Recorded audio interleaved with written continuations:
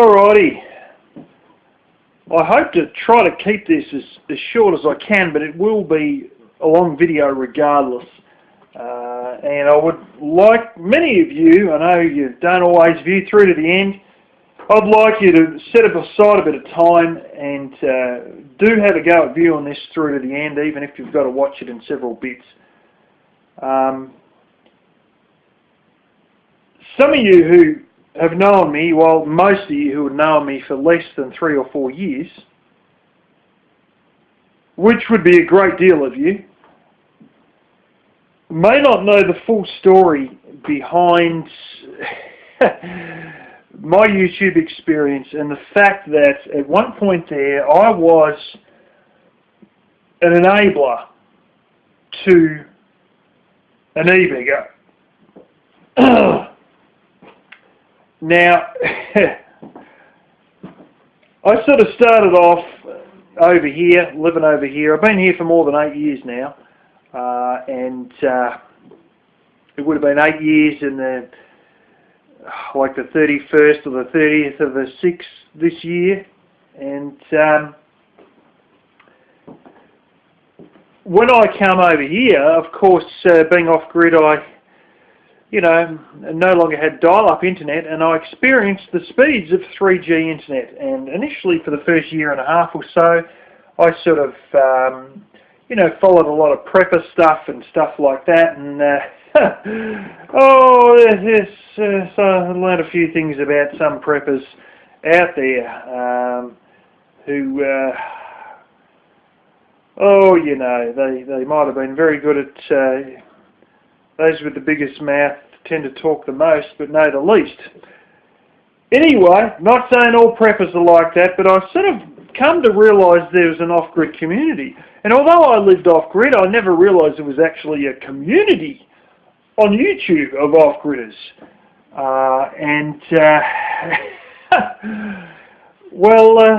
Yeah.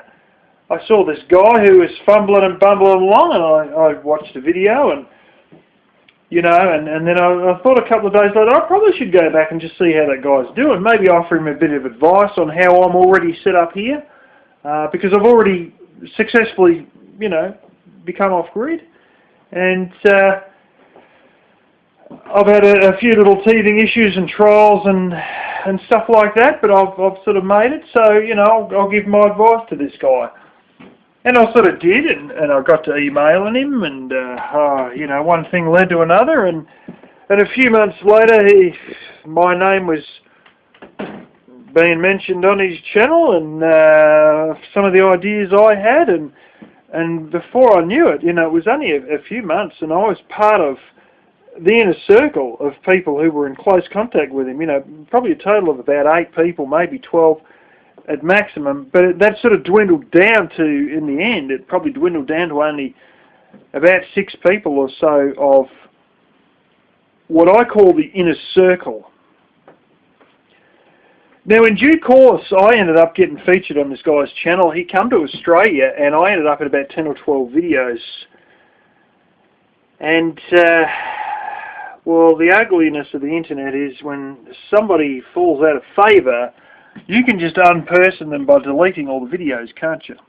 Now, there are 1 or 2 videos out there still that are sort of fairly undeniable proof that,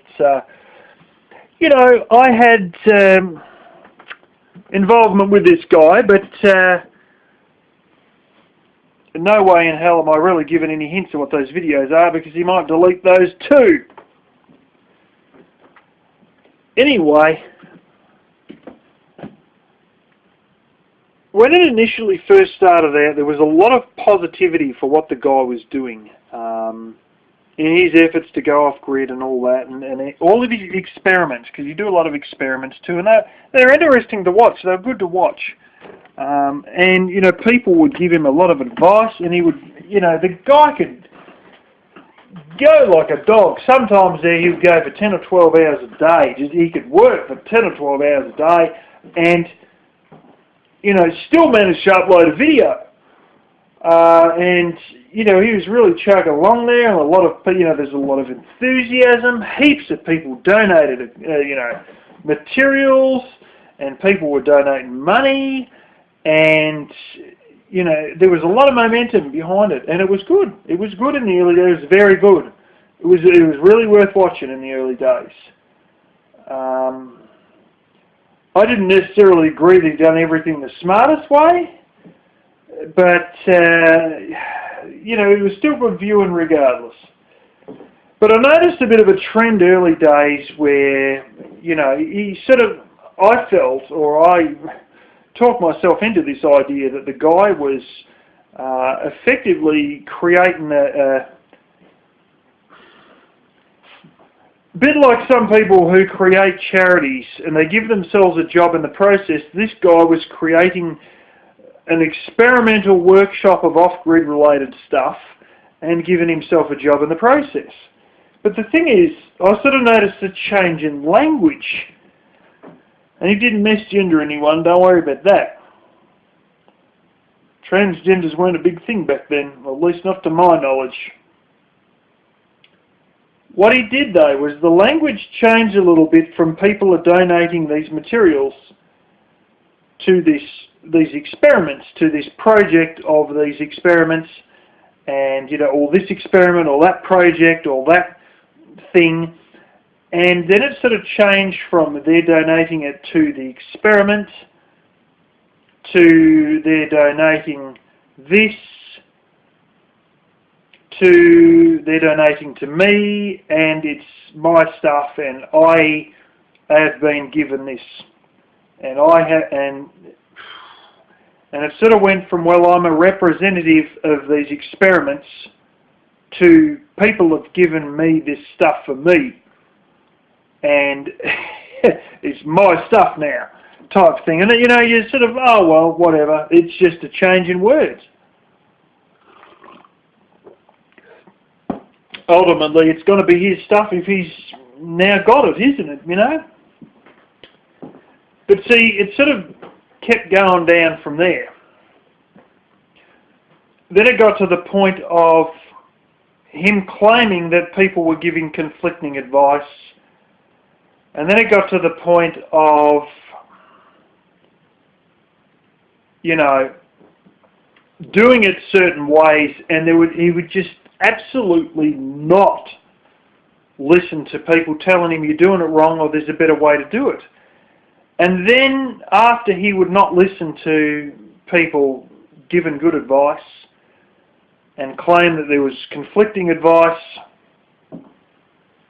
he would go ahead doing these things stupidly, and people started getting pissed off.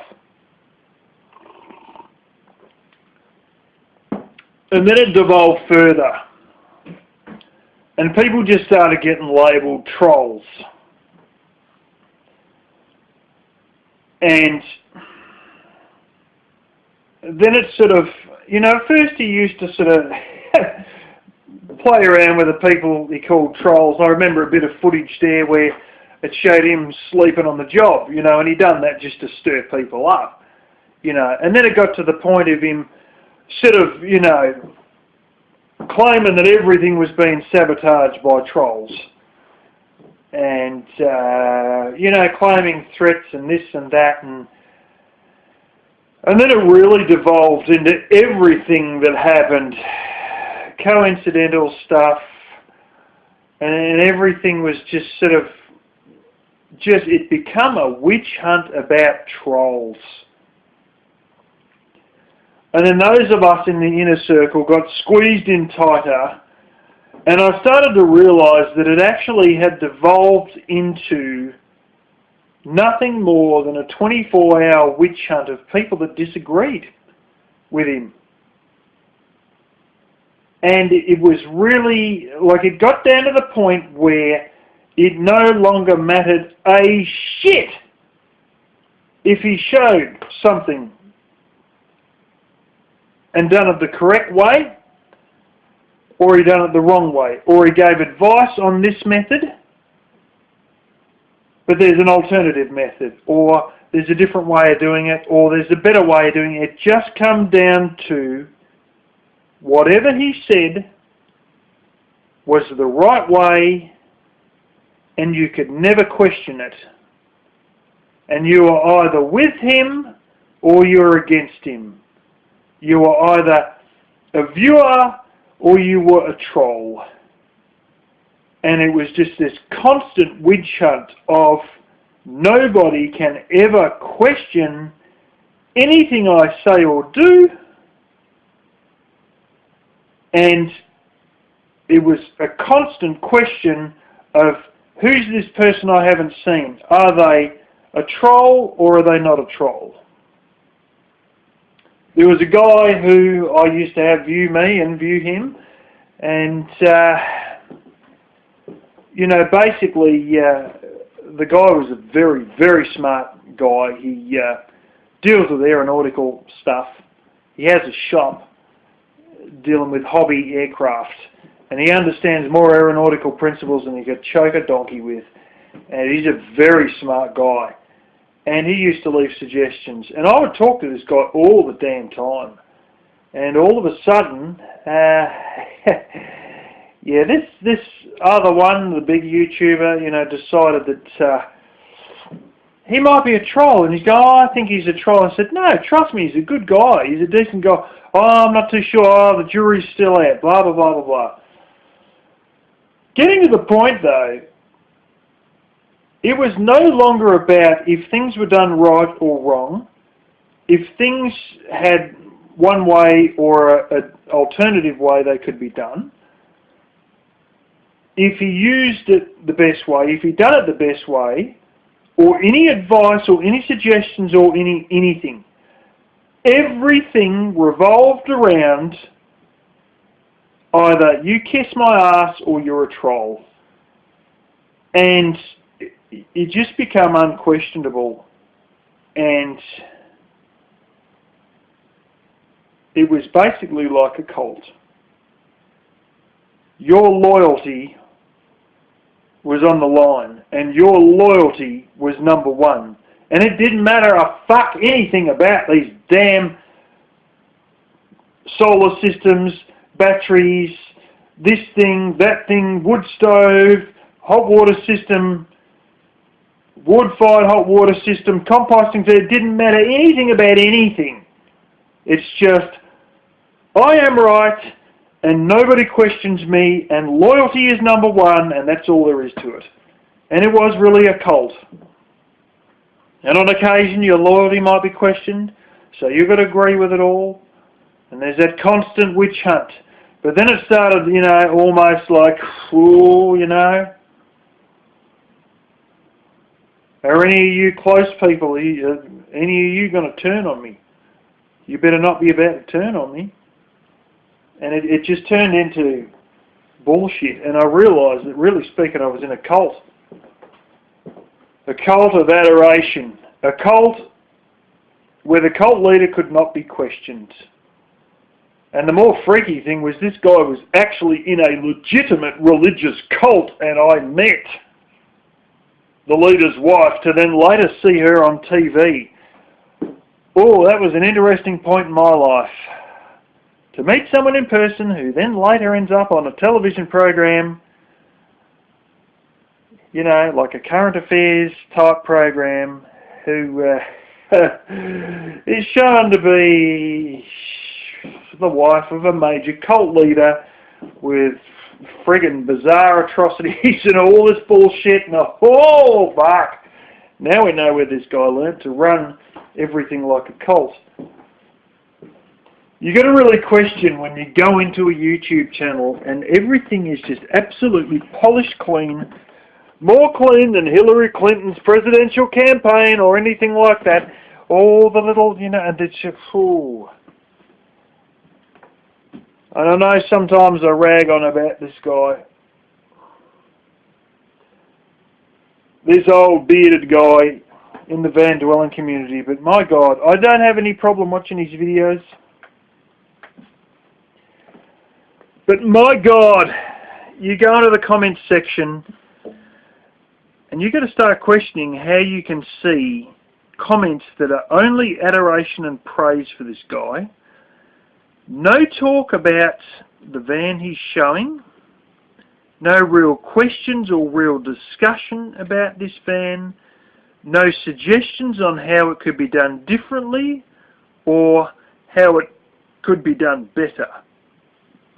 Just a pure and absolute nothing but adoration and blocking to anyone who isn't kissing the ass of our dear leader, Kim Jong-il. And, you know, I go in there and you get that same feeling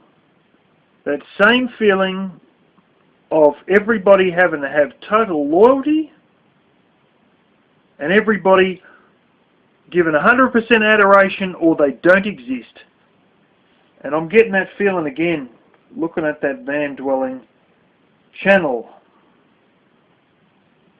Here's a little thing here. You can look at your screen now. This is a solar panel, as you probably realise. It's a little USB one.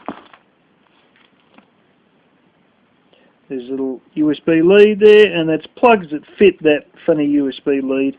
And I think, oh yes, you can see there. I think it produces about 0.5 amp. I'm not so sure. But I'll give you an idea of something that happened. That thing you just saw there come from that e-beggar. He bought it in Australia. He bought a couple of things in Australia, including the first USB battery I ever owned. And he later sent some of these things back and he gifted me these things. And that right there is one of them. And there's only 2 or 3 things. And yeah.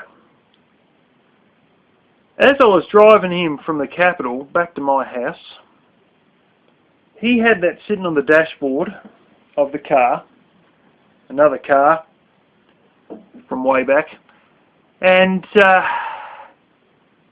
you know, basically we were facing the sun, we were driving in the sun the whole time, and he had it angled on the dashboard, and he had it plugged into his Android phone, and during that drive home that, you know, took more than 2 hours, well, his phone battery dropped 2%. In other words, that thing didn't work worth a shit.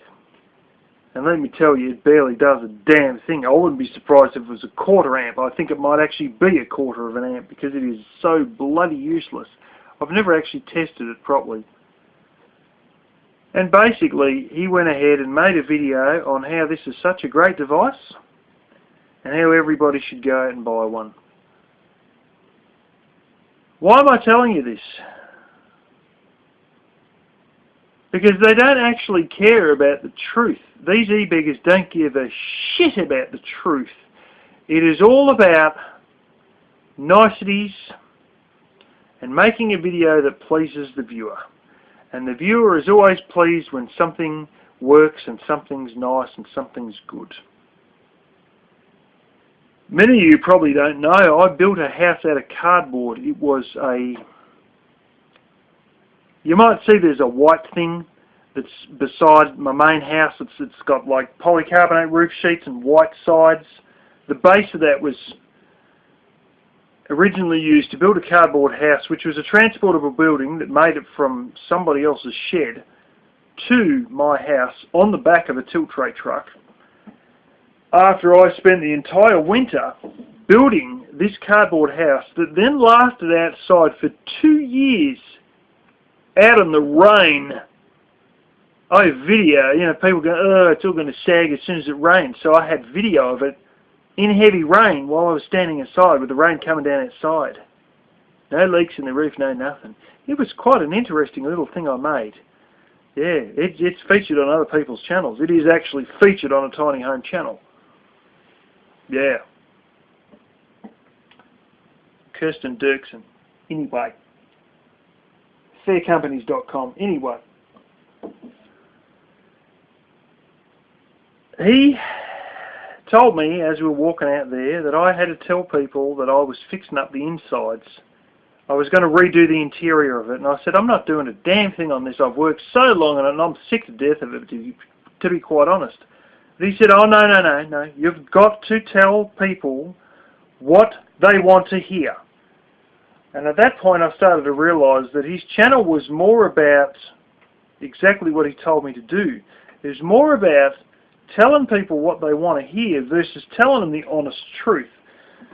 And that's where some of it started to crumble. But I kept trying to back this guy up and back this guy up at everything he'd done. Everything he'd done. It didn't seem to fucking...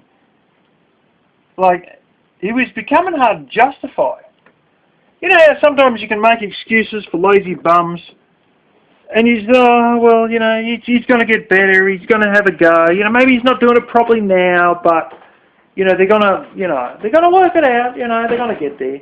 They just, you know, they're a bit stupid on it or something, or they're just, they're trying this one, and I know it won't work, but they have to learn the hard way that it won't work. And I found myself making a lot of excuses for this guy, and in the end it was just harder and harder, and in the end I just couldn't do it. I just couldn't do it anymore, you know? He just made so many stupid mistakes and done dumb shit, and then as soon as the second anybody said it was dumb shit, you're a troll, you're this, you're that, you're blocked, you're fucking interfering, you're trying to turn people against you, you're the devil in disguise.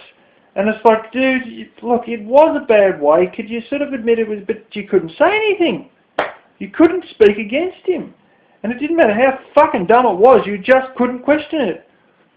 And I tried, and I'd be making these videos, and my heart had already sunk because I was grasping at the straws, and deep down I knew I was badly grasping at straws, trying to hold this guy up, trying to hope that a drug addict was going to turn their life around. A cult leader was going to start being honest, and it just wasn't going to happen, and I just couldn't hold on forever. And that's it, you know, I changed sides. And, oh, fuck, instead of trying to bring me back in, instead of trying to re-talk me back in and say, look, you know, he's not the best, but we've got to stick by him until he finally works it out. You know, he's going to make some errors, he's going to make some stupid mistakes. Instead of trying to bring me back in,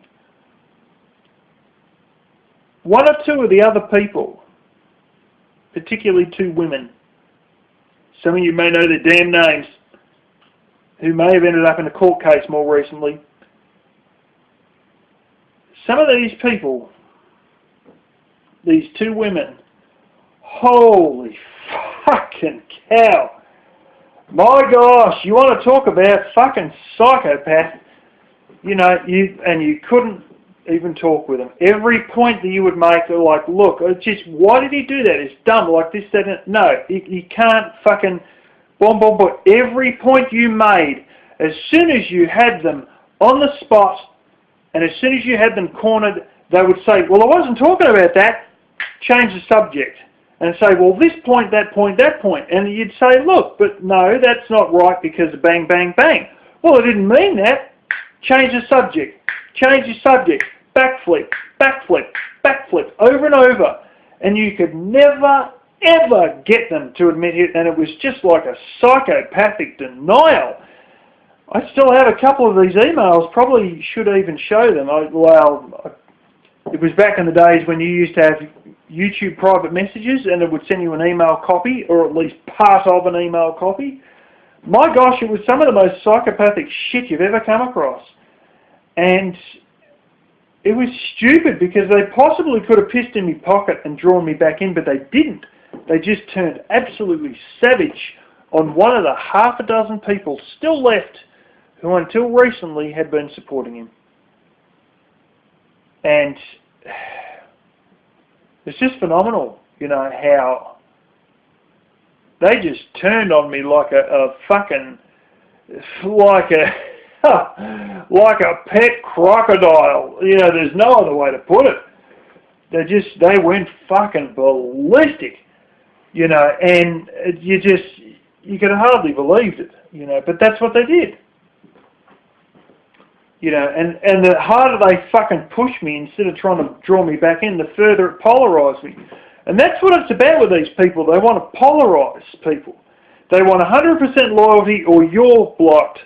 You know, they want 100% kiss their butt and just, you know, anybody says anything, anybody even brings up the fact that, oh, well, say, you know, Randy spent 3 days and gambled everything. Randy borrowed my truck for 10 hours and it was parked for 10 hours out the front of a casino, and people rang me up and said, why is your truck down the casino? And, well, woo! You cannot question these people. You can. It's just like we're all covering for this guy, and if you're going to go and say something that doesn't your want, you know, and it really becomes like a cult. You know, when Jamestown happened, you know, Jim Jones, Jamestown, somewhere down there, South America, I can't remember where it exactly was. It might have been Guatemala or somewhere. They had a US congressman who flew in there to check that all the family members, like they'd had family members write to them and say, I want to know that the people who, you know, my sister who's in the cult, I want to know they're all right. So eventually a congressman flew down to what was called Jamestown, Jim Jones's cult. Long and short of it is they shot the guy and he never got back. He toured around and looked for a few days and he was about to take off and they just shot him through the plane and shot them all. And they realised it wouldn't be too long before a group maybe of Marines or something might be coming down to find out what the fuck happened to this congressman. So they're all socialists and they were living in an actual commune, and Jim Jones said it's all over and we've got to drink the Kool-Aid, and you know, the Kool-Aid was loaded to fuck with poison. And there was one woman there, and there's even audio footage of this woman out there. Still, there's audio footage out there. Probably on YouTube. I think I'd actually listened to it on YouTube, to be honest, I did. And she was questioning, well, if we're socialists, and this is the days of the Cold War when the Soviet Union controlled a huge amount of the world, not half of the world, but probably close to a half of the world.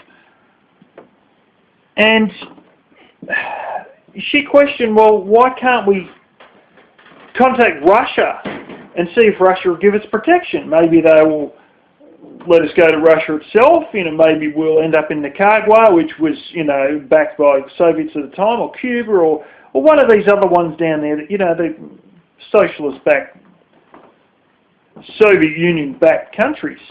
You know, maybe they'll give us protection. I mean, there's not a great deal of us. It wouldn't be hard to absorb only a few hundred people into the entirety of the Soviet Union, which was nearly half the earth, or a good third of it, you know. And why can't we do that? No, we've got to sit there, and people are arguing with it. No, we're not going to do that. Well, can we at least try? Can we at least try to contact a Russian embassy in this country or one of the nearby countries? Can we at least try to contact the Russian and just ask the question if they'll take us in? No. Jim Jones says it's over and we've got to go. And it's just, it's it. You know, there's no more, just do not question Jim Jones. And they argued it down. And willingly. And a lot knowingly drank the poison Kool-Aid. See, the funny thing is, you've got to realise with this is how fucked up their minds had become. They had the fear, like there was 300 odd or some fucking huge number, 230 or something. They drank the Kool-Aid. The first, you know, 40, 50 drank the Kool-Aid. The first 40 or 50 were dying. They were on the ground, foaming at the mouth, dying. But still, the remaining 200 kept lining up and kept drinking the Kool-Aid as they're seeing all the others dying on the ground. People do things out of blind fucking impulse. And at the end, they're just doing it because it's this other principle of we've always been heading in this direction, and if I had to turn around and head in a different direction, if I had to admit this e-beggar is a liar and a scammer, I would have had to turn direction, and I'll have to go the other way. And I've been going for the last fucking 3 years in this direction, and I'm not going to throw it all away by now changing my mind and turn around and going the opposite way. So they'll keep going that way for the next year or two until they go right off the end of the fucking cliff. And end up in a courtroom for fucking, you know, pushing people around and defamation and you know, spinning lies and, you know, defamation's one thing they can be done in for. And the simple fact is that some of these people who are having a go at me may well have ended up in a class action court case basically late last year or, no, early this year I believe, yeah, probably about the middle of this year they ended up in a class action court case. I'm not 100% certain if they did, but I know one was being organised. And that's the thing, like there's people who, they've just gone too far to admit they're wrong and turn around and go back. Because it's like they felt like, well, why have I been fighting for this guy for the last 4 years or more? And see, here's the ugly little truth is, oh man, you're a lemon going off a cliff. You're Jim Jones' followers knowingly poisoning himself because you just refuse to admit that maybe you were wrong. And it's more important to be heading the right way than just keep heading the way you've always been going in case you waste the last 4 years. I can't ever say I was wrong now because it'll be too much of an embarrassment, so I'm just going to stay in denial. And that's what you've got to watch out for with these enablers. They can't fail me now because I've wasted all this effort backing these people up, and if I'm going to say that I was wrong after 4 years, I'm going to look stupid. They can't do it. They just can't do it because they would rather continue down the path of being wrong and never admit they were wrong and never lose faith that they're wrong than actually say, well, fuck, you know what? I am supporting someone who's a total arsehole. I am supporting a scammer. I have become part of the problem because they don't want to admit to that one because it's too hard. They lose too much faith backpedaling. And I want you to keep that in mind when dealing with some of these e-beggars and with some of these enablers. So anyway, I think I've really given my story. I hope all of you managed to watch to the end. And yeah.